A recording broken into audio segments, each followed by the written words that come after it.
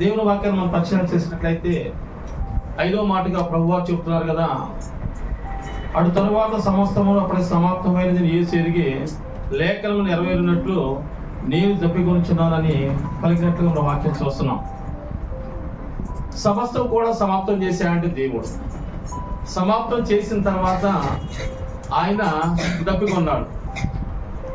ఏం సమాప్తం చేశాడు, ఏమి పని పూర్తి చేశాడంటే, దేవుడు ఏ దేవుడైతే పరలోకం నుంచి రిక్తులుగా చేసుకుని ఒక శిశువుగా ఈ లోకానికి వచ్చి తన తండ్రి పంపించిన చిత్తాన్నంతా కూడా పూర్తి చేసిన తర్వాత ఆయన అప్పుడు అంటాడు కదా, లేఖనం నెరవేరినట్లుగా. లేఖనము కొన్ని సంవత్సరాల క్రితం దావీదుతో పలికిన లేఖనాలను జ్ఞాపకం చేసుకుంటాం. వాక్యం చూద్దాం, చూడండి. కీర్తన గ్రంథం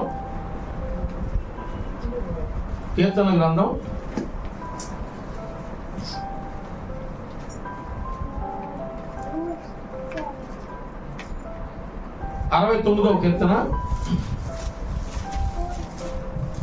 21వ వచనం చూస్తాం. 21. వారు చేదును నాకు ఆహారముగా పెట్టిరి, నాకు దప్పిక అయినప్పుడు చిరకను త్రాగనిచ్చిరి. దేవుడు లేఖనం ఏం చెప్తారంటే, ఆయన ఆహారమైనా ఆయన దప్పికైనా చేదును ఆయన నోటికి అందించినట్లుగా మనం వాక్యం చూస్తున్నాం.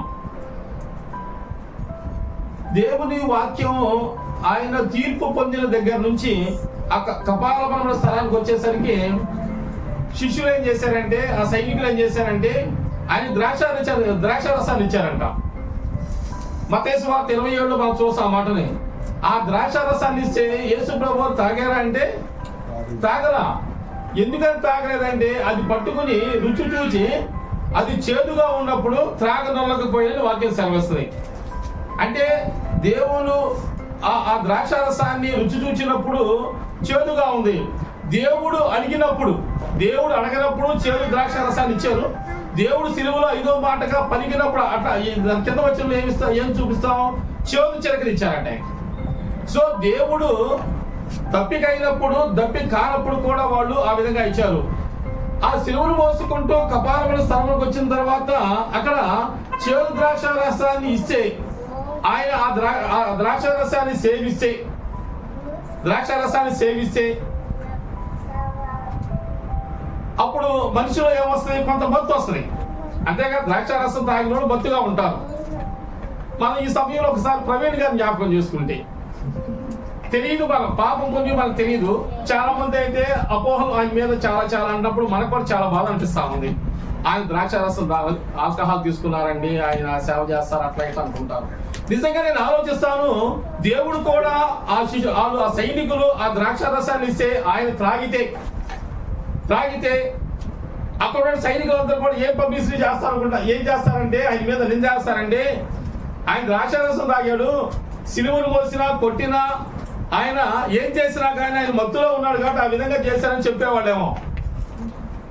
ప్రభు సమస్య హృదయరహస్యాలని దేవుడు కాబట్టి ఆ ద్రాక్షారసాన్ని రిజెక్ట్ చేశారు, వద్దన్నాడు, తాగలేదు ఆయన. కాబట్టి లేఖనాన్ని మనం చూస్తే ఆయన ఆహారం అయిందంట. ఆహారం అయినప్పుడు చేదునే పెట్టారు, దప్పిక అయినప్పుడు చేదునే ఇచ్చారు. వాక్యం చూద్దాం, యోహాను సువార్తలో మాట చూద్దాం. యోహాను సువార్త 4వ అధ్యాయము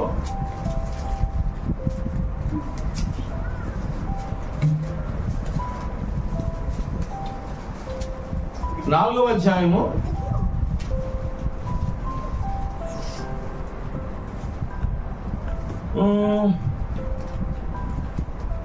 33 చూస్తే ఒక మాట చదవమా. 33. శిష్యులు ఆయన భుజించుటకు ఎవడైనా నేమైనా తెచ్చునేమో అని ఒకరితో ఒకరు చెప్పుకొని యేసు వారిని చూచి పంపిన వారి చిత్తం నెరవేర్చుటయు, నన్ను పంపిన వారి చిత్తం నెరవేర్చుటయు, పని తుదముట్టించుటయు, నాకు ఆహారం చాపవు.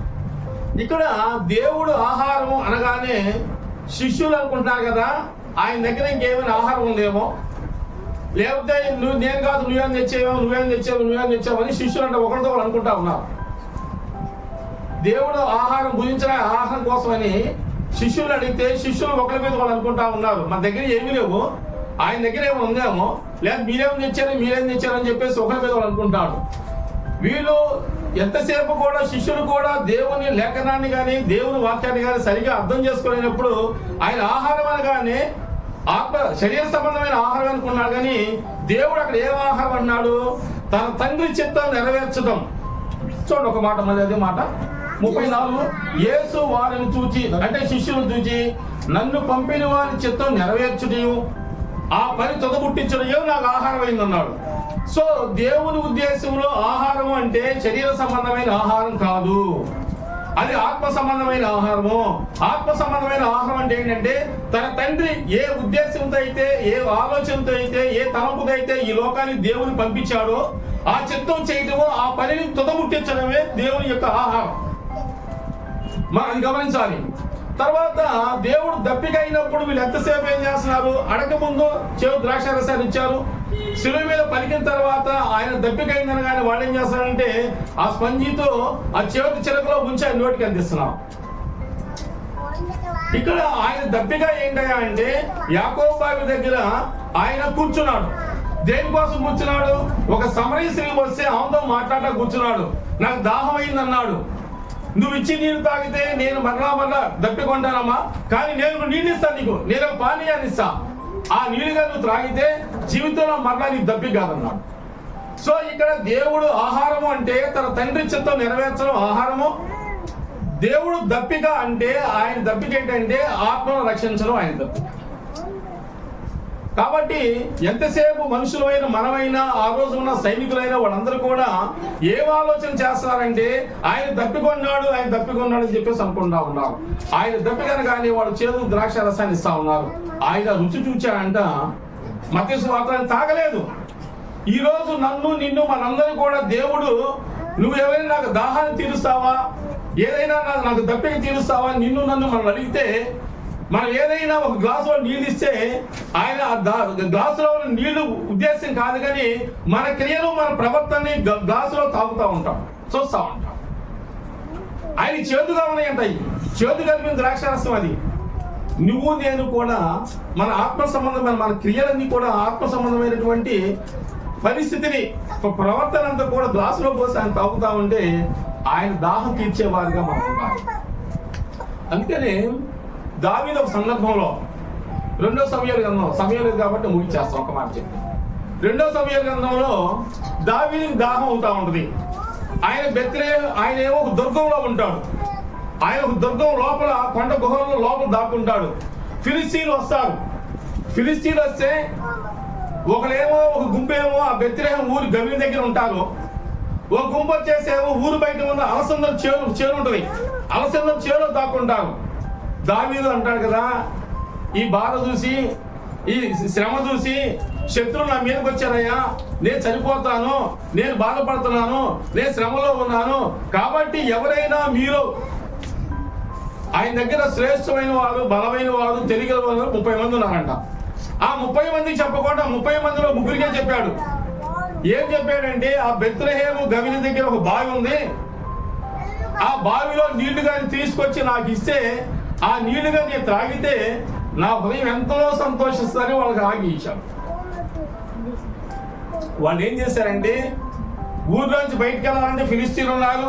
ఊరు దాటి ఇంకా బయటకు వెళ్తే పొలంలోనేమో అలసందలు చేరారు. వాళ్ళు ఫిలిస్తీన్లు దాక్కున్నారు. 2 గుంపులుగా ఉన్నారు. వాళ్ళు భయపడలా.